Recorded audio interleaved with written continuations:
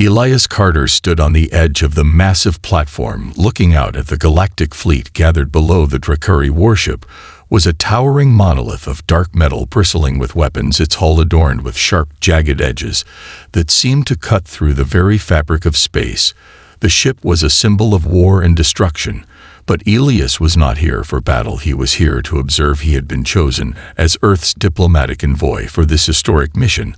The Federation had sent him to observe the peace talks between the Drakari and their longtime rivals, the Sereth, an ancient race whose very existence bent time itself in ways that Elias had a hard time grasping. The Federation had no direct stake in this war, except that they wanted to see the conflict end, as many innocent lives had already been lost. Yet there was something more to it, something that gnawed at Elias, something that made him uneasy. He had trained for this. He had prepared himself for the tense atmosphere of a galactic summit. But nothing could have prepared him for the reality of being so close to the heart of the conflict. Elias had spent weeks studying the intricacies of both factions, their histories, their motives. But now that he was here, all that knowledge seemed insignificant. He felt small in the face of such immense power. The ship's engines hummed low in the background. As Elias stepped forward, the gravity of the situation settled over him like a heavy cloak. It was a strange feeling knowing that his every move was being scrutinized by both sides, and yet he was supposed to do nothing. He was here to be an observer, nothing more, nothing less. Earth had no part in the war, but they had a stake in the peace talks. As humanity was still a newcomer to galactic politics, Elias was tasked with learning how to navigate the diplomatic dance between these two powerful factions, to understand the delicate balance of power that governed the galaxy. And yet, as he looked out over the fleet, the silence of the moment weighed heavily on him. The stakes were higher than he'd ever imagined. The Drakari had never shown mercy in their conquests.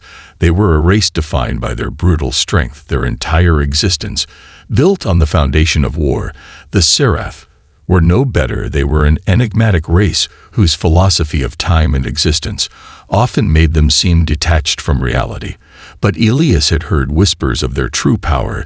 They could bend time, but they also understood it was a gift and a curse. What were they truly fighting for? What could possibly drive two such different species to war for centuries? Elias wasn't sure yet, but he knew that peace could only come if both sides were willing to put their differences aside. And he wasn't sure either side was capable of that. The doors to the war room slid open, and Elias was ushered in by a pair of Sereth diplomats. Their forms, flowing and shifting as they moved, their very appearance seemed like a blend of light and shadow. They didn't look human, not in the slightest, yet there was something about their presence that was calming, almost hypnotic. Elias fought to maintain his composure as he followed them into the chamber, his mind racing, his thoughts clashing as he tried to prepare for the negotiation ahead. This was his moment, the first step in his mission. And as much as he wanted to believe he could simply blend into the background, he knew this meeting would change everything. The fate of millions of lives rested in the balance, and it was up to him to remain steady, to observe and wait for the right moment to act. The war room was unlike anything Elias had ever seen. It was vast and cold, with towering walls of transparent metal that offered an unobstructed view of the galaxy beyond. The stars stretched out in a vast expanse, as if mocking the smallness of everything that occurred inside the room. The long table in the center was composed of a material that seemed to shimmer as if alive. The Sereth diplomats took their seats with an elegance that belied their true nature, their forms flowing and shifting with the subtlety of liquid motion. They were an unsettling sight. Their eyes glowed softly, an eerie luminescence that seemed to pierce straight through Elias's thoughts. The Drakari leader, however, was the complete opposite. Where the Sereth exuded fluidity and calm, the Drakari exuded power and brutality. Commander Jorek was a towering presence, his sharp, angular features and eyes burning with an intensity that sent a chill down Elias's spine. Every movement he made seemed calculated and purposeful, as if he was always on the edge of attack. His armor was dark and jagged, his very body a weapon. And it was hard for Elias not to feel the weight of Jorek's gaze as it rested on him. Jorek didn't speak at first. He merely studied Elias with a look that seemed to strip away all pretense and pierce into the heart of who he was. Elias had read about the Drakari, the warriors who thrived on conquest, the race who knew nothing but war. Yet there was something about Jorek's silence that unnerved him more than any violent display ever could. Jorek was a creature of extremes.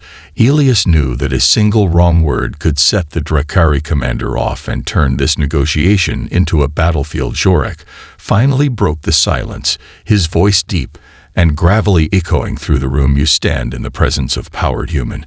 Do you understand what that means? Elias stood tall despite the sinking feeling in his chest.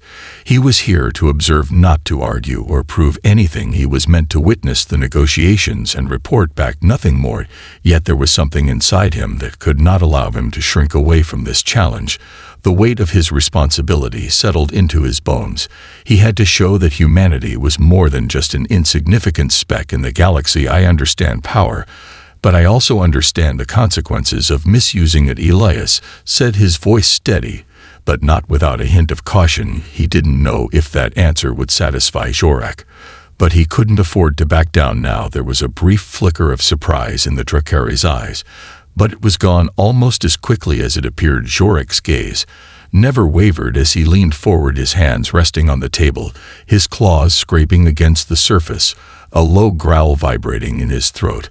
"And what would a creature like you know about consequences?" he asked, his tone almost mocking. Elias met his gaze without flinching, though every instinct told him to look away, to cower under the sheer presence of Jorek's anger. But Elias refused to let himself be intimidated. He didn't know why, but something about this moment felt different. He was not here just to watch. He was here to understand, to find out what drove these two races to the brink of destruction, and maybe, just maybe, find a way to prevent it from happening again. The Seraph leader observed silently, not intervening, just watching. This was their world, a world of shifting allegiances and power plays, and Elias was caught right in the middle of it all. But he knew one thing for certain: no matter how this played out, humanity was here to stay. And if he was going to represent Earth, he would not let fear or uncertainty sway him. The tension in the room thickened with every passing moment as Elias held his ground against Jorek's intense stare. The Drakari commander had not expected the human to stand so firm in the face of his provocation. Elias could feel the weight of the gazes on him, the Seraph silent as always, their shifting forms barely noticeable in the shadows, their eyes never leaving him. Yet it was Jorek who dominated the room, every gesture and movement a reminder of the overwhelming power the Drakari held at their disposal. Elias fought the urge to look away from Jorek's searing gaze. The pressure in the air felt suffocating, as if the very room were closing in on him with every breath. Elias forced himself to remember his role. He was here to observe and not to engage. The Seraph had insisted on his presence as a neutral party, but that did not mean he could afford to say the wrong thing. The weight of humanity's position in this negotiation bore down on him. He was Earth's representative in a galaxy of unimaginable power, yet his species had barely made a mark on galactic politics, and already they were thrust into the heart of a war so ancient and bitter that no one had the strength to end it. But Elias was determined to be more than just a passive observer. He was aware of the importance of the moment and the consequences of missteps. As the silence dragged on, the Seraph leader finally spoke, their voice a soft ripple in the air that seemed to echo with the weight of eons. "Our time is finite," they said, the words flowing through the room like liquid light. "Time is both a gift and a prison for us." The Seraph view time, as we see the past and future, as part of the same continuum. The present is but a fleeting moment in a much larger design. Elias could feel the gravity of their words, but it was hard to comprehend their meaning. It was as if they were speaking a language that transcended what he understood. He couldn't grasp the depth of their philosophy, but it was clear that the Seraph saw time itself as something they were bound to, yet could never truly escape. Jorek shifted in his seat, his eyes narrowing at the Seraph's cryptic words. "I do not care for your philosophy, Seraph," he growled. "We care for power, we care for survival, and we care for victory." The Drakari had always been driven by the primal urge to conquer, to rule, and to crush all who stood in their way. And to Jorek, That was all that mattered. Elias couldn't help but wonder how two races so fundamentally different could even begin to find common ground. Jorek's aggression was matched only by the Seraph's aloofness, and in between stood humanity with all its uncertainty, its inexperience, and its desire for peace. Elias realized with a jolt that he was more than just an observer now. The Drakari commander's voice cut through his thoughts again. "If you are so wise, human, then tell me this: how do we end this war without losing everything we have fought for?" Jorek's question was sharp like the edge of a blade, and Elias could feel the heat of the room intensify. His heart raced. He had not expected to be asked such a direct question. He was not prepared to answer such a thing, and yet he had to try. He could feel the eyes of both sides on him, and there was only one answer he could give: the truth, not the words of a diplomat or the strategies of a politician, but the human truth, the one he had been raised to believe. Peace is not the absence of conflict, Elias said, his voice steady though his insides twisted with the weight of the moment. Peace is the presence of understanding, when you no longer see the other side as an enemy, but as a partner in something greater than your own pride. There was a long silence after he spoke. The Seraph seemed to consider his words with their ever-shifting eyes. While Jorek's expression remained unreadable, Elias couldn't tell if he had struck a chord or only made things worse, but he knew that this was the moment where everything could change. The room remained silent for what felt like an eternity. Elias's words had hung in the air like a delicate thread that could snap at any moment. Jorek had not reacted immediately, his eyes still locked on Elias, as though the words themselves had not yet settled into his mind. The Drakari commander's rage had been momentarily subdued, but the tension in his posture was unmistakable.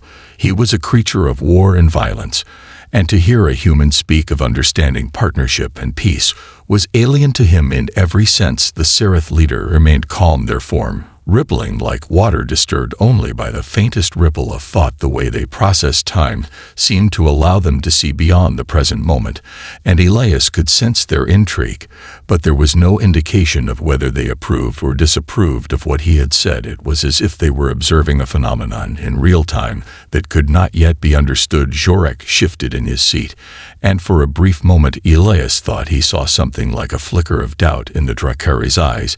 It was gone almost as quickly as it appeared, but Elias couldn't shake the feeling that something had cracked beneath the surface, something that Jorek hadn't even realized existed within himself.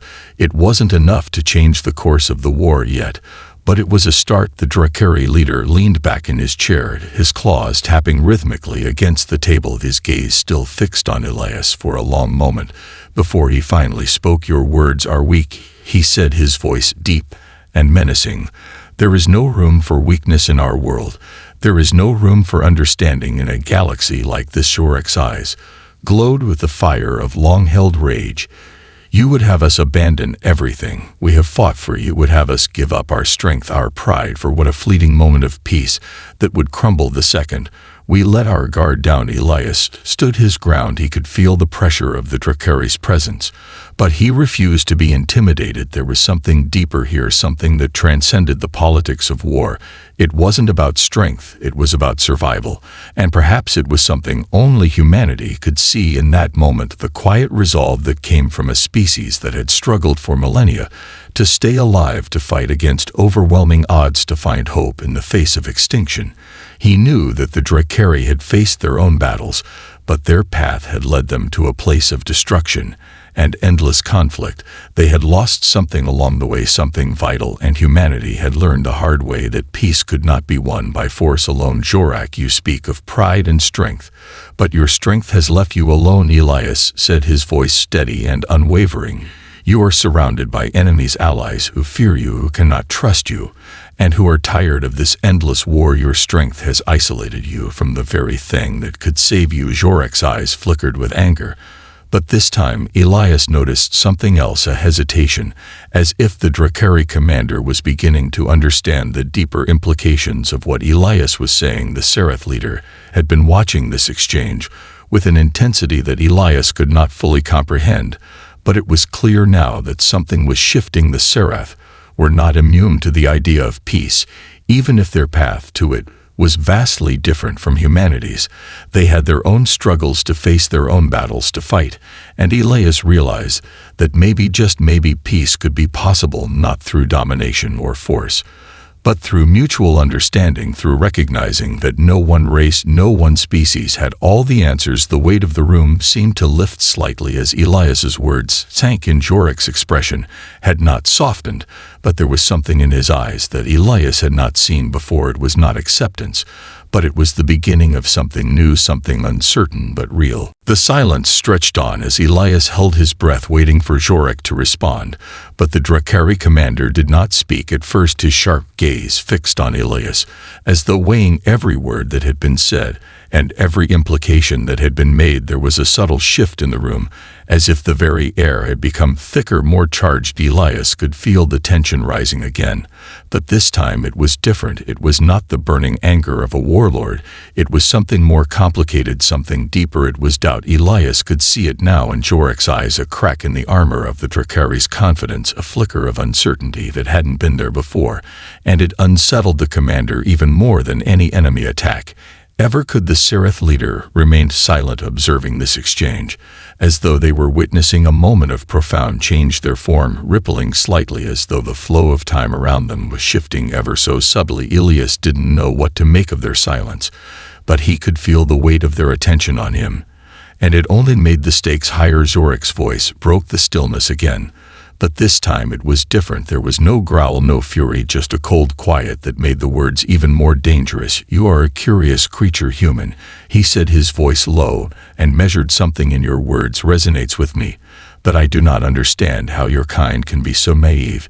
Do you really believe peace is possible? Do you truly think we can simply forget what has been done?" Elias felt a knot tighten in his stomach, but he didn't hesitate. He had to answer honestly. "I believe peace is possible, but it cannot be achieved by forgetting what has been done," he said, his voice steady and clear. "It must come from recognizing the cost of what we've lost and the willingness to rebuild from the ashes. Peace doesn't mean erasing the past. It means learning from it and choosing a different path going forward." Jorek was silent for a moment, his eyes narrowing, as though considering the weight of those words. The rest of the room was equally still as the Drakari commander seemed lost in thought. Elias could feel the tension crackling in the air, the Sereth observing with quiet intensity as time itself seemed to stretch and bend around them. The seconds turned into minutes as Elias waited for Jorek to speak again, but the Drakari leader seemed caught in a moment of introspection, and that was the last thing Elias had expected to see from him. He had expected anger, to lash out, to hear a defiant refusal to give up the war, yet here they were in this strange pause, where the very fabric of what they were doing seemed to unravel slowly, bit by bit. Jorek let out a low sigh, his shoulders dropping slightly as if the weight of his words had finally landed. "There is no easy path to peace, human," he said, his voice quieter now, but the hardness was still there, "and perhaps there never will be. But I do not believe we can continue down the path of endless war. Either I do not know what the future holds, but I can no longer deny that it must be different this time." The words hit Elias like a wave washing over him. He had not expected this at all. He had not expected Jorek to concede even this much, and yet here it was the beginning of something new, something fragile, but real. Elias felt the smallest spark of hope kindling within him as the realization began to settle that maybe, just maybe, this impossible war could end after all. But the road ahead was long and uncertain, and they were all still standing on the edge of it. The room seemed to hold its breath as Jorek's words hung in the air. The Drakari commander, who had once embodied the brutal might of war, had just admitted that there might be a different path forward, but the weight of that admission seemed to crush the very air around them. Elias could feel the shift in the room, as though the tension that had previously sparked violence had now morphed into something else, something more delicate and fragile, like a thread that could snap with the slightest disturbance. Yet it was a thread that connected all of them. Jorek had opened a door, but he hadn't walked through it yet, and Elias knew that it would take more than words to move beyond the stalemate they had all been trapped in for so long. Elias turned his gaze toward the Sereth leader, who had been silent throughout the exchange, their shifting form still exuding an air of calm, but there was something about the way they were watching him now, something that spoke of curiosity and a quiet understanding. The Seraph had always seemed so distant, so detached from the material struggles of others. But now Elias wondered if they were beginning to see something they hadn't before. Perhaps for the first time, they were looking beyond the moment to the future that could be if the impossible happened and peace truly came to pass. Elias wasn't sure what role the Seraph would play in all of this, but he felt the weight of their presence in a way he hadn't before. Their gaze was not just that of a passive observer. It was the gaze of something far older, something that had seen the rise and fall of civilizations and understood the fragile nature of peace better than anyone in the room. You have made an interesting case, human. The Seraph leader spoke finally, their voice as soft as before, but now there was a weight to it that Elias hadn't expected. We do not know if your kind can truly change the course of this war, but we have seen your kind survive against odds that would have crushed others. Your ability to adapt and endure it is unusual. Elias didn't know how to respond to that praise, or was it something else, a recognition of humanity's persistence in the face of overwhelming forces? The Seraph were not beings who dealt in simple answers. Their understanding of time and existence was far beyond anything he could grasp, but it seemed that even they recognized something in humanity that had not yet been revealed to the rest of the galaxy. Elias felt a moment of realization settle in his mind. This was not just about ending the war, it was about changing the way the galaxy viewed humanity.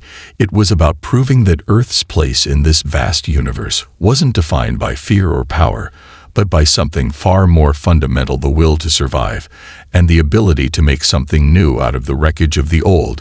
He turned his attention back to Jorak, who had not moved or spoken since his last words.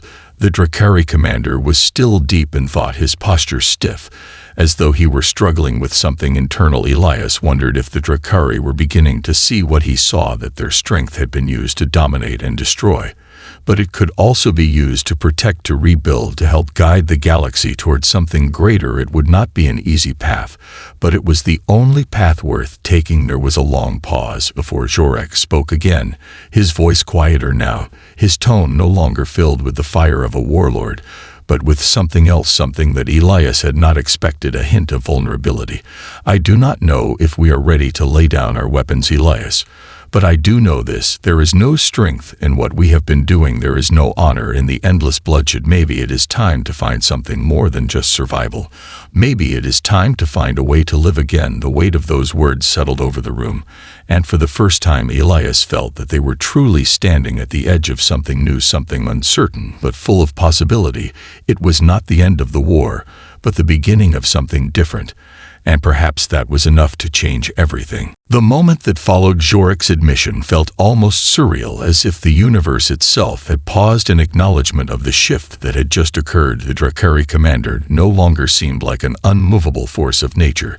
He was no longer the embodiment of war and destruction. His eyes held something new, something Elias had never expected to see from him. Doubt, and maybe even regret. It was a strange vulnerability, and it unsettled the human diplomat in a way that words could not describe. The Seraph leader had been watching with a quiet intensity, their form shifting ever so slightly, as if the very fabric of time around them had bent with the weight of Jorak's words. The Seraph had seen empires rise and fall, and yet they too were beginning to realize that perhaps the galaxy was not as set in its course as they had once believed. Perhaps there was still room for change, still space for something new and unexpected. The silence stretched again, but this time it was not heavy with hostility. It was a quiet understanding that had yet to be fully formed, but was growing nonetheless. Elias felt the sudden burden of his role, once more the weight of the responsibility he had taken on when he had accepted this mission to observe and facilitate peace. Now he was at the center of a fragile moment, one where his next words could either fracture everything or lay the foundation for a new beginning. His gaze flickered back to Jorak, whose posture had softened only slightly, but enough for Elias to feel the shift. The human stood straighter and let out a slow breath. The path forward would not be easy, but it was there, and he was willing to walk it, if only to see the spark of peace grow. Even the smallest ember could start a fire. Jorak's voice broke the silence once more, but this time there was no aggression in it, no challenge, just quiet contemplation. I have spent my entire life fighting for the Drakari to conquer and claim what is ours, to assert our strength, to bend others to our will. But I wonder if there is another way. He said, his words slow but deliberate. I wonder if there is more to life than just victory and power. For the first time, Elias saw something in Jorek's eyes that was not just the warrior. It was a man questioning everything he had known about himself, about his people, about his place in the galaxy. Elias felt the shift in the air. Even more clearly now, it was not the winds of war, but the winds of change. He could almost hear the collective breath of the room as everyone present waited for the next step. Would the Drakari truly abandon their centuries of conquest? Would they give up their pride, their identity, for the possibility of something different, something uncertain? Elias didn't know the answer, but he could feel that the answer was not as impossible as it had once seemed. He looked at the Seraph leader, whose form seemed to shimmer and change, as though they were on the edge of something eternal. We are all part of something greater than ourselves, Elias said quietly to the room. All of us, each of us, has our role to play in this galaxy, but no role is so small as to be insignificant, and no role is so great as to be irreplaceable. The Seraph leader regarded him with silent curiosity, but it was Jorek who responded, I know we have to change, Elias, but the question is, how do we do it? How do we begin to undo the damage we have caused? How do we build something new from the ashes of war? Elias felt the weight of the question settle on him. The answer was not simple, but it had to start somewhere. It started with the willingness to change, with the courage to take that first step forward. And it started with the realization that they were no longer just enemies standing across a battlefield. They were all participants in the future of this galaxy. And for the first time in a long while, Elias felt a glimmer of hope that perhaps this future was something they could build together. The room was still yet alive with the weight of what had just been spoken. Jorek's question lingered in the air like an echo, and it was clear that the Drakari commander was searching for something in Elias's words, something beyond the immediate survival of their people. There was a shift happening, but no one knew yet if it was real or just a fleeting moment of weakness. In the midst of war, Elias felt it too, the heavy expectation hanging over them. All the Seraph had not moved, their form still flowing and distant, but their gaze never left Elias. He could feel the weight of their ancient eyes, studying him, trying to decipher what this moment meant for the future of the galaxy. He took a slow breath, trying to steady his thoughts. The words were on the tip of his tongue, but the gravity of the question demanded more than a simple answer. It demanded conviction, not just from him, but from everyone in the room. If this was to work, if peace was truly possible, they would all have to change in ways they couldn't yet foresee. The Seraph had already seen the rise and fall of countless empires. They understood the cost of conflict, but even they had no answer to how it could end without the destruction of everything they had fought for. The Drakari had lived and died by their strength for centuries.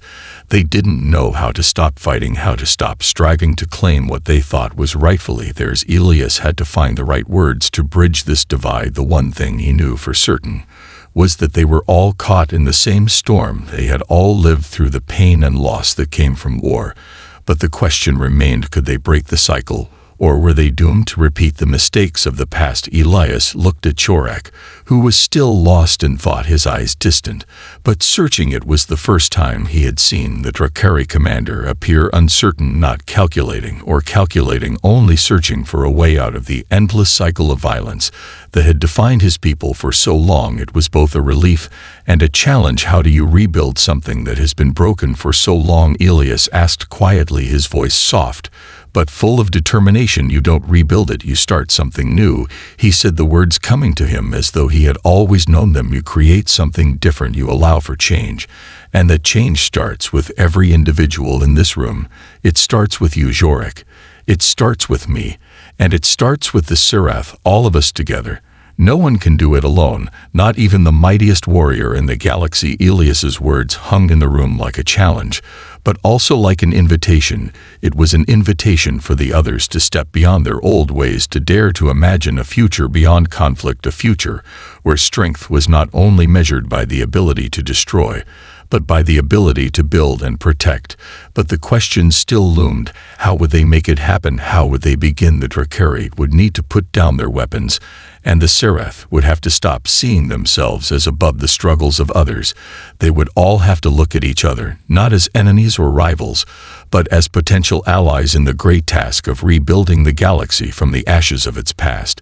It was a daunting thought, and Elias knew that the road ahead would not be without pain, but he could feel something within him stir, a sense of possibility that he had never known before. There was something in this room, something shifting, something that had been lost for so long, and perhaps for the first time in millennia. There was hope that peace was not just a dream, but a real possibility. The Seraph leader's form shifted again, and Elias caught the faintest trace of what could be considered a nod of approval. But there was no need for words, not yet at least. Jorak looked at him for a long moment, his gaze unwavering, then finally spoke. The first step is admitting we do not have all the answers, and for that we will need each other, he said quietly. The realization that the road to peace was not a solitary one was as heavy as it was freeing, and in that moment Elias realized that perhaps this was the beginning of something real. The weight of Jorak's words hung in the air.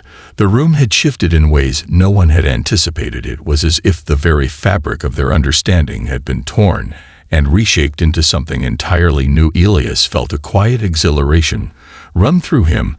This was not the end, it was the beginning of something no one had thought possible. Peace had always seemed like a distant fantasy, but now it felt tangible, like a thing that could be touched and shaped with enough will. But the road ahead would not be easy. There was still much to overcome: the centuries of distrust between species, the scars left by war, the ideologies that had shaped entire civilizations.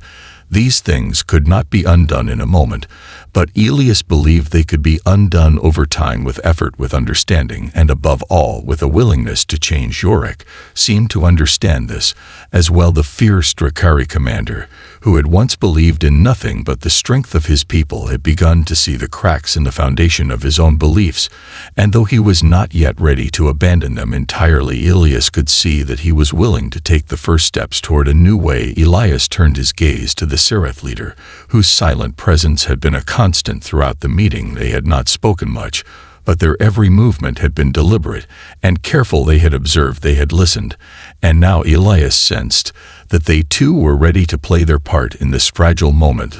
The Seraph's form rippled once again, and their voice resonated softly, but with authority. We have seen the potential for change within you, human. The Seraph leader said, the first of your kind to speak so clearly of peace without the illusions of power, but with the conviction of survival. Perhaps there is something to be learned from your people. Perhaps we have been blind to what your species has to offer. They did not say it outright, but it was clear in their words that they were willing to consider humanity as more than just another fleeting race scrambling to survive. They saw something in them now, something that made them worthy of being a part of this great effort to reshape the galaxy. Elias knew that the moment had come. The path was now open before them all, but it would take everything they had to walk it together.